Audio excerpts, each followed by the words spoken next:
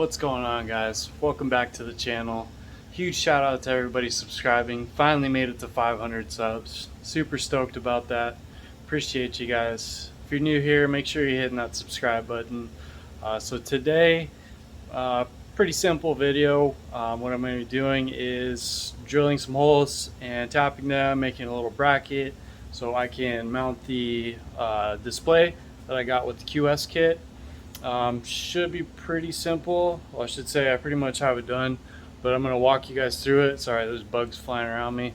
It's hot and sweaty today. But yeah, let's flip the camera around and we'll get into it. So excuse my mess. Check out, got the new Vulcan OmniPro 220 welder. Decided to swap this out for the titanium that I did have. Nothing wrong with the titanium, but this one went on sale for $9.99, and I got like $55 in Harbor Freight bucks, so I ended up only paying an extra $100 to swap it over to this one. Just a couple features, like it's got lift start TIG. The settings are a little bit easier. It's like presets and whatnot. It's got a little bit nicer of a MIG gun and a little bit nicer of a ground wire. But yeah, if you could see this, we'll go home. So it's got all these different little options: C25, C100, flux, MIG, stainless, all this cool stuff. But you know, I'm just using flux. But you go to flux, no gas required, lets you know how to hook up your leads. But yeah, diameter, you can go, you know, up to 35, go to 30, and then you just put in your thickness of your steel. Like for instance, I'm doing 12 gauge right now. Hit enter, and it already sets it for you. Now you can adjust it accordingly. You can go in here. You can change your inductance, all that good stuff. So it's a pretty cool welder. You know, it's got a little metal thickness gauge. But yeah, anyways, enough about that. So basically, if you caught that, I just made this little tab here. So what I'm doing, go to the bike. This should probably work on a stock Mototec as well. But what I did was drilled 2 holes right here and here.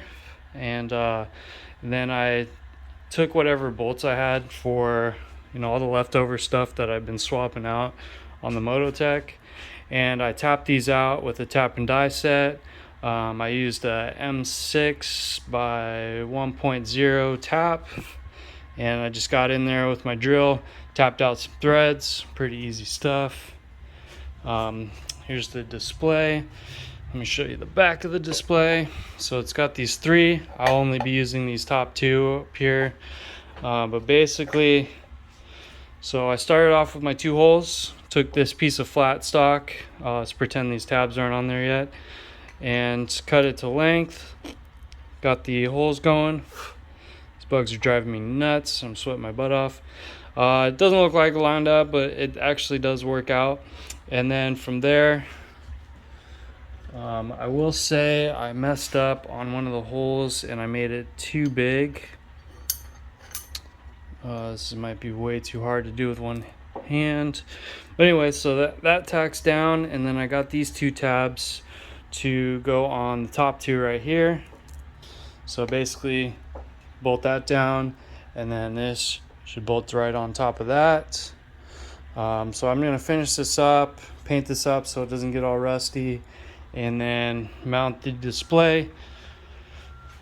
So basically all I got to do after I finish that up is go to my wiring harness for the display, and I'm gonna have to focus. I'm gonna have to cut these or depin them and stretch the cable, because unfortunately it's not long enough to go down in there. So I'm gonna have to extend this bad dog out, which I'm not stoked about. I hate doing wiring. This is my Harbor Freight tap and die set that I used. It's like 45 bucks, something like that. Pretty cheap. But yeah, where was I? So got the bracket done, got to stretch the cable, and then I will be mounting it, putting it on there, and we'll go for a test ride and see how far, if not, it isn't far off. The speedometer is, I believe it's set already for a 12-inch wheel with that size tire. So hopefully it's not too far off. It's hard to trust the little GPS thing I'm using as well. But yeah, so if anyone's curious, I did have to contact the sellers for the QS kit and get a new controller that was programmed to work with the DKD display. The one that I got originally with it was not working, was not reading the one line. And so what they did was sent me a new controller, and it does work. I have tested it and plugged it in, but like I said, I'm making this mount, so you know, it was kind of just sitting in my lap and I couldn't really test too well. But yeah, I'm pretty stoked. We'll get this set up, and you know, you guys will be able to see how fast I'm going in these wheelies now, and it'll be pretty cool. All right, let me get it all finished up and we'll bring you back. All right, guys, got the wire stretched, got the bracket painted, and everything's mounted and wired through, as you can see. Let's see if I can get it lined up. Dang, centered it pretty dang good. Got that display now. So yeah, hopefully this will be nice when doing wheelies. The speed will be right dead in the center of the screen for you guys. But I've been saving this for you. Screen's on, and let's get that satisfaction going. Ooh, fresh screen. Super stoked. Still pretty much touching the ground with the height, so I don't want to go too crazy, but as you can see, speed is reading. I got my battery gauge. The amps don't work, so that's kind of a pain in the butt, but the main thing I was worried about was the speed. But as you can see, we got D, so we put this. It doesn't have park for some reason, but you can see we have reverse. Put it back in drive. We're in mode 2, but you got mode 1, 2, and 3. Of course, we're on miles per hour. Let's turn our light on and hit. We got our brights, so everything's working good. Yeah, super stoked on that. Came out super clean. Hopefully you guys can see that pretty good. It's hard to tell. There we go. Nice and centered. Looking good. And then don't mind the number plate. It's kind of just hanging on there by the light. But I don't know if I mentioned, but I got the light mounted up there so it's not flopping around like it was in the last video. But yeah, looking good. Cool deal. I'm gonna go throw a shirt on and some shoes since I'm flip-flopping right now, and go test some wheelies, see how the speed matches up with the GPS, and then yeah, we'll end off the video. All right, what's going on, guys? Time to take this thing out. Check it out. I got my Speedo app on my phone in my pocket right now. Shut the visor so it's not too bad for you. And we're just gonna check to see how close the top speed is on this bike on the display compared to the GPS app. I think it's a couple miles per hour off, so I might have to figure out how to adjust some settings in this thing. But yeah, for now I'm just going to get to the old testing spot. I'm going to try to take it easy and keep full battery life. That way we can put it in mode 3. Oh yeah, I didn't tell you guys. Maybe I don't know, and I'll tell you now. But so I turned the controller up to 120 line amps. I'm pretty sure the battery is struggling right now, so it's not something I'll be doing all the time. But basically I set it at 120 line amps at mode 3, and so I set up mode 2 for like 80%, 75% line amps, so it's gonna be my normal riding mode at like 90 amps, I think, something like that. You'll have to do the math because I'm too lazy to. But yeah, mode 2 is at like 80% line amps, 100% phase amps, and then mode 3 is going to be, you know, like kind of like what Electro & Co. calls their warp drive. So it's just something I'll be using. The heck is going on here? Just something I'll be using, like maybe if I do like a drag race. So it's not something I'll be using all the time. Until at least I get a nice battery. The goal is to eventually get a good battery that pushes 150 amps. I don't want to max out this controller. I think the controller's max is like 170 amps. So I don't want to push it too far. But you know, in the future, I'd like to have a battery that's capable of over 200 phase amps. And then, you know, eventually get a controller that can handle that as well and get more phase amps. But yeah, here we are at the spot. So what I'm going to do now is put it in mode 3, and then we're going to give her a full rip. I'm going to try to keep my camera pointing at this. That way you guys can see what top speed hits on this. We're going to run it all the way down to the end. This is slightly uphill, and then we'll do it on the way back. And then we'll check my phone to see what the phone says. So here we go. Ooh, that wheel's popping up. There we go, 50, 57, 58, 60, 62, 65. Yeah, it's gotta be off by like 3 or 4 miles per hour. Oh crap. Come on, 70. 71. Sorry, I'm screaming. I don't need to scream. 72 for a second. Almost at the end.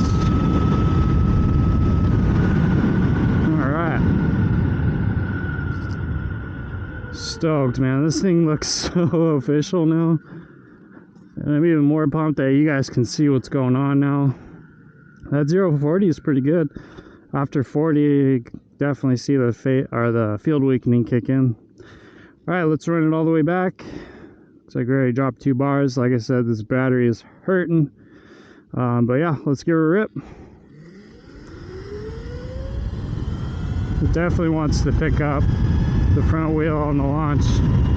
It's already at 50. 60.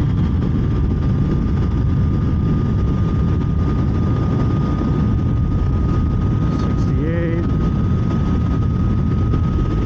Let's do the top. 70.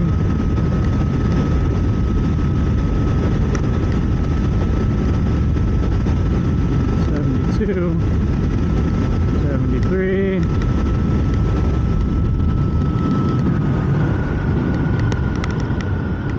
Sorry, my freaking strap on my helmet's slapping around because my dumbass forgot to strap it. Alright, let's head off to the side here real quick. Actually, let's do some wheelies. 33, chasing it, 40. Oh, I dropped it. Alright, 30. Let's see if it'll pop up at 30. Oh, no problem.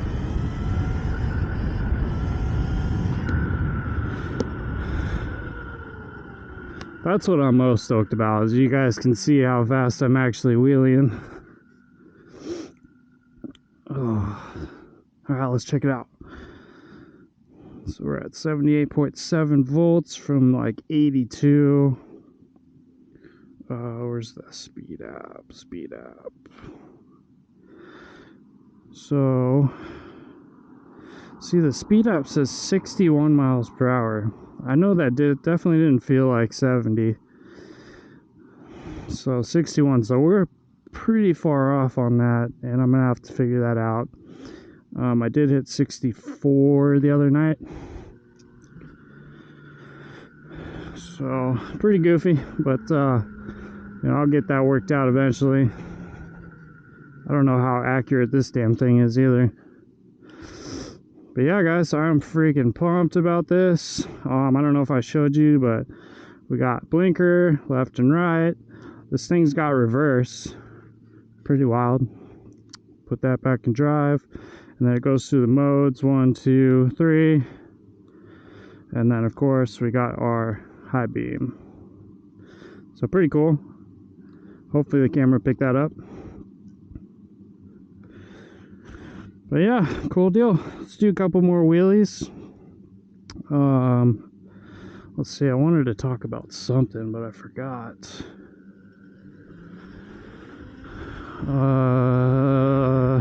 Upcoming projects. So if you guys have seen my short, I don't know, I can't remember if it was a short or not, but I have all the stuff I need to get the brakes going. Shout out Steve-O for sending me all that stuff. So the plan is to take the drop down bar off and weld it straight to the frame, and then weld the bracket on for the foot brake for the master. And then basically I'm gonna have to take the whole freaking bike apart to do that, so I'm not looking forward to it. And then I really want to get the RSF started and, you know, actually get it finished so I can do some sweet wheelies on that thing. I've been dying to get power to that thing, and I know the ETM kit is gonna freaking rip on it.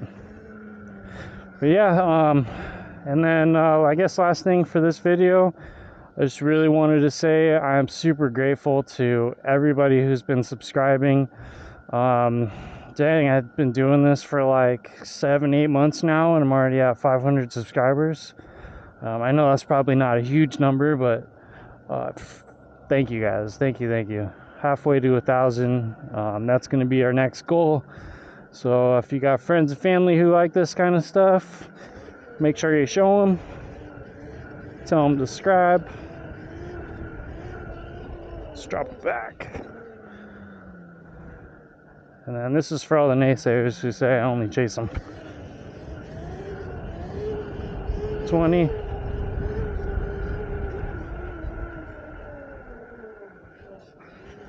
Down to 13, 12.